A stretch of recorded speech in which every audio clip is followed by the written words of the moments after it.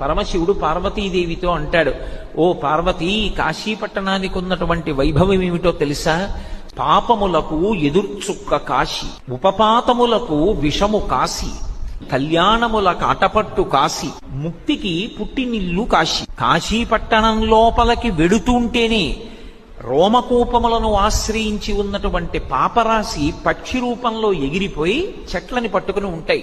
మళ్లీ వాడు బయటికి వస్తాడేమోనని 9 రాత్రులు కాశీపట్టణంలో ఎవరు పొలిమేర దాటకుండా గడుపుతారో ఇక వాడు మళ్లీ 9 నెలలు అమ్మ కడుపులో పడుకోవలసిన అవసరం పోయింది. కాబట్టి ఇక ఆ పాపములు ఆ వ్యక్తిని పట్టుకుని ప్రయోజనం ఉండదు. కాబట్టి ఇక ఆ పాపములు అక్కడతో వెళ్ళిపోతాయి, ఇక వ్యక్తిని పట్టుకోవు.